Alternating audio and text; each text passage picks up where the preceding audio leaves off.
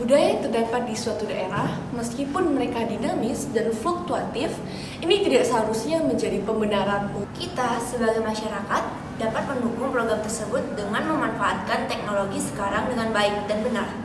Angelina, tahukah kamu ada 8 bahasa daerah di wilayah timur Indonesia sudah dinyatakan punah? Mengapa hal tersebut bisa terjadi? Mari kita bahas di sini. Hari ini saya Nesi dan teman saya Angelina akan membahas apa yang terjadi dengan bahasa daerah di bangsa kita sekarang. Bahasa daerah di Indonesia. Indonesia memiliki 718 bahasa daerah dan bahasa Indonesia itu sendiri sebagai bahasa resmi nasional. Sebagian besar warga Indonesia menggunakan salah satu dari 718 bahasa yang ada sebagai bahasa ibu. Meskipun dinobatkan sebagai bahasa ibu, bahasa daerah tetap sering dilupakan oleh masyarakat. UNESCO pernah menegaskan bahwa setiap 2 minggu ada satu dari total sekitar 7.000-an bahasa daerah di dunia mengalami kepunahan. Pernyataan ini telah membuktikan betapa rentan punahnya suatu bahasa daerah. Mengapa suatu bahasa daerah dapat punah? Kita dapat menelusuri berbagai faktor yang memicu kepunahan suatu bahasa daerah. Faktor punah atau lunturnya bahasa daerah di Indonesia. Kita berada di era globalisasi. Kita berada di era di mana zaman berkembang pesat. Seiring dengan perkembangannya zaman, berbagai pengaruh asing masuk ke dalam negeri. Pengaruh asing tersebut mendominasi bahasa kita, mengasihkan berbagai budaya yang sudah ada, salah satunya adalah bahasa. Budaya yang terdapat di suatu daerah, meskipun mereka dinamis dan fluktuatif, ini tidak seharusnya menjadi pembenaran mengapa bahasa tersebut bisa digantikan oleh bahasa asing.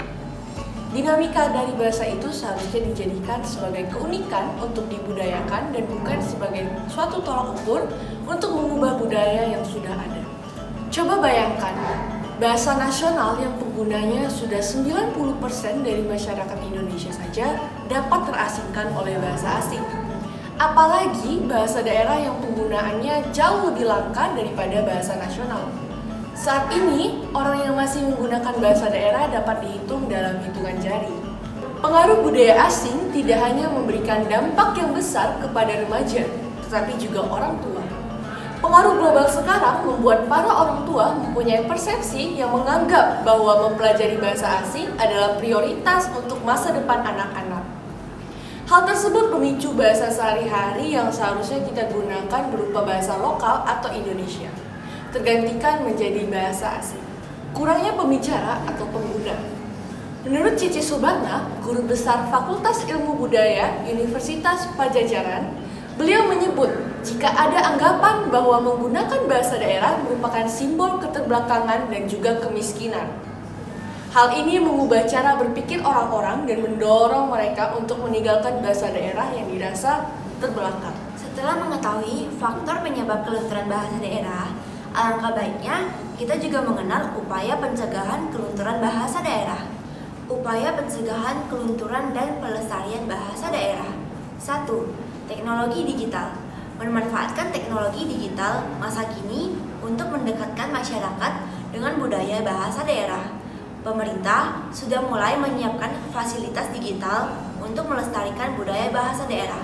Contohnya, pengelola nama domain Indonesia atau PANDI yang sudah berhasil merealisasikan program digitalisasi 10 dari 718 bahasa daerah pada tahun 2020 lalu. Kita sebagai masyarakat dapat mendukung program tersebut dengan memanfaatkan teknologi sekarang dengan baik dan benar untuk melestarikan bahasa daerah.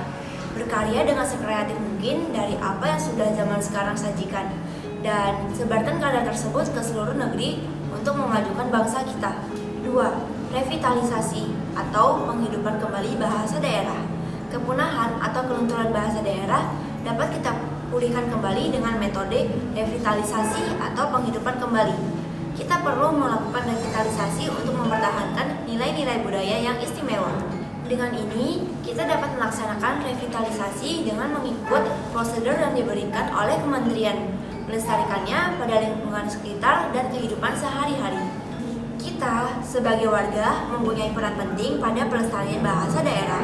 Kita dapat memberikan edukasi ke masyarakat sekitar mengenai masalah budaya bahasa daerah ini. Ada beberapa cara yang bisa kita lakukan di kehidupan sehari-hari.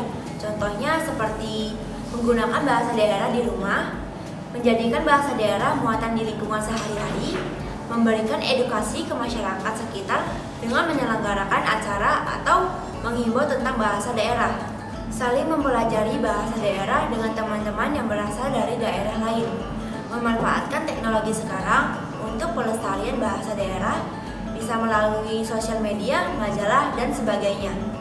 Hilangkan rasa malu atau gengsi saat menggunakan bahasa daerah. Nah, teman-teman sudah tahu kan betapa gentingnya situasi bahasa daerah di bangsa kita ini? Maka dari itu, mari kita sama-sama mengambil langkah dalam melestarikan bahasa daerah negeri kita ini. Saya Nesi Dan saya Angelina. pamit undur diri. Sampai jumpa di lain hari. Bye-bye.